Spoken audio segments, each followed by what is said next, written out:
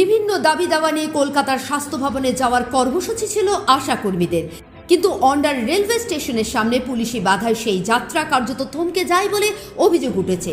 ঘটনায় এলাকায় টান টান উত্তেজনা ছড়ায়।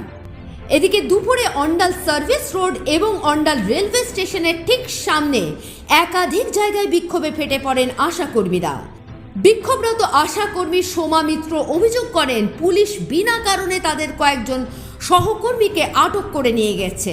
তাদের কোনো খোঁজও পাওয়া যাচ্ছে না বলে তিনি দাবি করেন। পাশাপাশি পুলিশের বিরুদ্ধে মহিলা কর্মীদের সঙ্গে দুর্ব্যবহারের অভিযোগও তোলেন।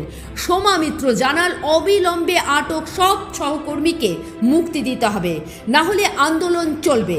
প্রয়োজনে আমরা সবাই মিলে কারাবরণ করতেও প্রস্তুত।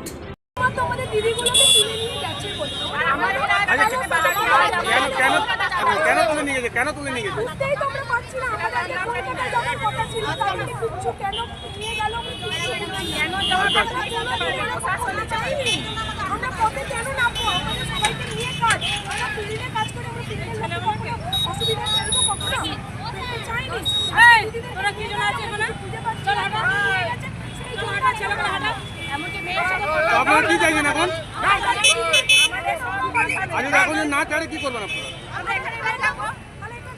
আশা কর্মীদের স্পষ্ট বক্তব্য, পুলিশি বাধা এবং প্রশাসনের অসহযোগিতা থাকলেও তারা দাবি আদায়ের লড়াই থেকে পিছিয়ে আসবে না এবং কর্মবিরতি চালিয়ে যাবেন। অন্যদিকে কর্মীদের আটক করার পর অন্ডাল মোড় সংলগ্ন বাকি আশা কর্মীরা রাস্তা অবরোধ করে 40 মিনিট ধরে বিক্ষোভ চালাতে থাকে। পরে অন্ডাল থানার বিশাল পুলিশ বাহিনী এসে বিক্ষোভ তুলে নেয়। কথা বলার জন্য কেন আজকে আপনাদেরকে কেন ডাকা হয়েছে? আমাদের আজকে মীমাংসা করবে বা আমাদের কথাগুলো শুনবে, একটা মীমাংসা আসবে, একটা আলোচনাতে বসবে, সেই জন্য আমাদেরকে ডাকা হয়েছে। তো এইভাবে কেন আমাদের আটকানো হচ্ছে? আপনারা এখন কোথায় যাচ্ছিলেন? আমরা আজকে স্বাস্থ্য ভবন যাচ্ছি, দিদির সঙ্গে কথা বলতে, স্বাস্থ্য সচিবের সঙ্গে কথা বলতে। তারপরে কি হলো? তারা আমাদের আগের 7ই জানুয়ারিতে আমরা গিয়েছিলাম, সেখানে আমাদের আশ্বাস না, দেওয়া আজকে তারপরে কি হলো? আপনারা যাচ্ছিলেন তো কি হলো? এই যে পুলিশরা আমাদেরকে আটকাচ্ছে, আমাদের যেতে দিচ্ছে না। কি বলছে? বলছে ওখানে 144 ধারা আছে, সেখানে যাওয়া হবে না। এবার আপনারা কি করবেন? এটা আমরা পদ অবরোধ করব, যে যা করার আমাদের যে উচ্চ দিদিরা আছে, যারা সেরকম যা পদক্ষেপ নেবে সেরকম আমরা কাজ করব।